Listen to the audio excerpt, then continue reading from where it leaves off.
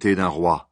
On lui donne pour nom conseiller merveilleux, Dieu fort, Père pour toujours, Prince de la paix. Il étendra son autorité et assurera une paix sans fin. Il occupera le siège royal de David et dirigera son royaume. Il l'établira et le rendra solide en faisant respecter le droit et la justice, dès maintenant et pour toujours. Voilà ce que le Seigneur de l'univers fera à cause de son brûlant amour. La colère du Seigneur frappe le royaume d'Israël. Le Seigneur lance sa parole contre le peuple de Jacob. Oui, elle est tombée sur le royaume d'Israël. Tout le monde le sait. Tout Éphraïm et les habitants de Samarie le savent. Le cœur plein d'orgueil, ces gens disaient « Les murs de briques sont tombés, nous les reconstruirons avec des pierres taillées. Les poutres en bois ordinaire sont tombées, nous les remplacerons par des poutres de cèdre. » Alors le Seigneur a dressé contre Israël les ennemis assyriens de Récin, et il a encouragé leurs adversaires, les Syriens à l'est, les Philistins à l'ouest. Ceux-ci ont dévoré le royaume d'Israël avec appétit. Malgré cela, la colère du Seigneur ne se calme pas, son poing reste levé. Le Seigneur a frappé son peuple, mais Israël n'est pas revenu vers lui. Il ne s'est pas tourné vers le Seigneur de l'univers. Alors en un jour, le Seigneur a coupé en Israël la tête et la queue, la branche de palmier et le roseau. Les anciens et les notables, c'est la tête, les prophètes qui enseignent des mensonges, c'est la queue. Les dirigeants ont trompé ce peuple, et ceux qu'ils dirigeaient ont pris un mauvais chemin. C'est pourquoi le Seigneur est sévère avec leurs jeunes gens, il n'a pas pitié de leurs orphelins et de leurs veuves. En effet, ce sont tous des gens mauvais qui font le mal, et tout ce qu'ils disent est horrible. Malgré cela, la colère du Seigneur ne se calme pas, son poing reste levé. Oui, la méchanceté brûle comme un feu qui dévore les épines de toutes sortes. Il gagne les buissons de la forêt et fait monter vers le ciel des colonnes de fumée. À cause de la colère du Seigneur de l'univers, le pays est en flammes. On dirait que le feu dévore le peuple. Personne n'a pitié de son frère. Les gens déchirent à droite et ils ont encore faim. Ils dévorent à gauche et ils ne sont pas rassasiés. Chacun s'attaque à son prochain. La tribu de Manassé attaque celle d'Éphraïm. La tribu d'Éphraïm attaque celle de Manassé et toutes les deux sont contre la tribu de Juda. Malgré cela, la colère du Seigneur ne se calme pas, son poing reste levé. Déclaration de malheur contre les grands du royaume de Juda. Quel malheur pour ceux qui établissent des règles injustes, qui mettent par écrit des lois qui causent la misère des autres. De cette façon, ils empêchent les pauvres d'être jugés avec justice. Ils privent de leurs droits ceux qui, dans mon peuple, sont sans défense. Ils volent les veuves, ils pillent les orphelins. Quand le Seigneur agira, quand le malheur arrivera de loin, qu'est-ce que vous ferez? Chez qui fuirez-vous pour avoir de l'aide? Où laisserez-vous vos richesses? Vous pourrez seulement vous courber au milieu des prisonniers ou tomber à terre au milieu des morts. Malgré cela, la colère du Seigneur ne se calme pas. Son poing reste levé. Déclaration de malheur contre l'Assyrie et son roi. Le Seigneur dit, « Quel malheur pour l'Assyrie, qui est le fouet de ma colère. Je montrerai cette colère avec le bâton qu'elle tient à la main. J'envoie ses soldats contre une nation infidèle. Je les dirige contre le peuple qui me met en colère.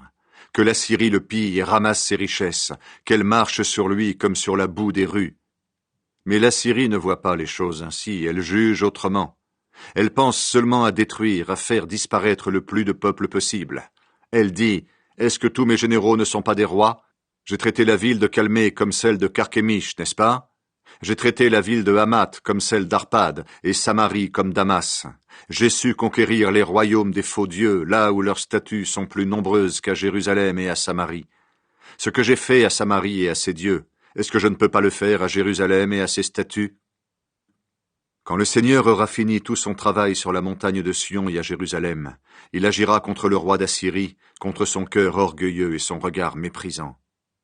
En effet, ce roi a dit, « Tout ce que j'ai fait, je l'ai fait grâce à mon pouvoir et à ma sagesse, parce que je suis intelligent. J'ai supprimé les frontières des peuples, j'ai volé leurs trésors, j'ai fait descendre les rois de leur siège. Comme on décroche un nid, j'ai su prendre les richesses des peuples. Comme on ramasse des œufs abandonnés, j'ai ramassé tout ce qui était sur la terre. Personne n'a battu des ailes, ni ouvert le bec pour pousser un cri. Est-ce que la hache se vante à la place de celui qui s'en sert? Est-ce que la scie se montre orgueilleuse à la place de celui qui l'utilise? C'est comme si le fouet faisait bouger le bras qui le lève, ou comme si le bâton dirigeait la main qui le tient. C'est pourquoi le Seigneur de l'univers, le Maître, va diminuer les biens des régions riches. Sous leur beauté, un feu va se répandre comme un incendie. Le Seigneur, lumière d'Israël, deviendra un feu. Les flammes du Dieu saint allumeront les buissons d'épines et les brûleront en un seul jour. Il détruira entièrement les forêts magnifiques et tous les arbres fruitiers.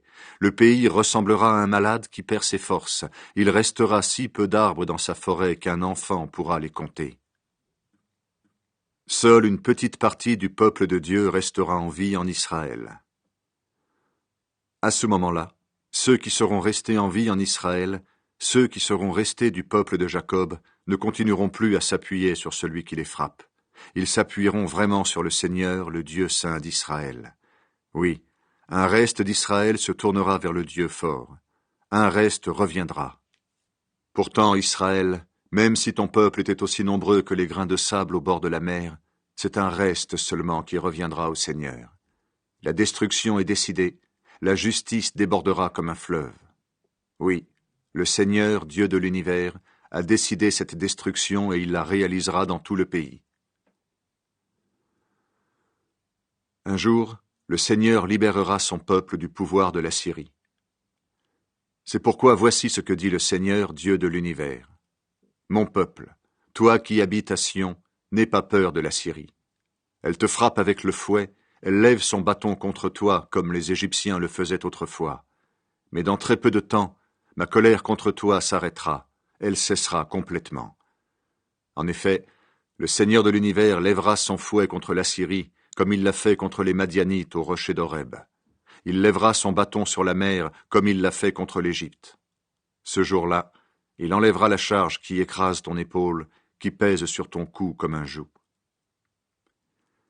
Les ennemis approchent de Jérusalem. Les ennemis montent à Samarie, ils arrivent près d'Ayat. Ils passent à Migron et laissent leurs bagages à Michmas. Ils traversent le chemin étroit et disent « Passons la nuit à Geba ». À Rama, les gens tremblent de peur. À Gibéa, la ville de Saül, les habitants fuient. Gens de Galim, poussez des cris. Fais attention, Laïcha. Réponds, Anatoth.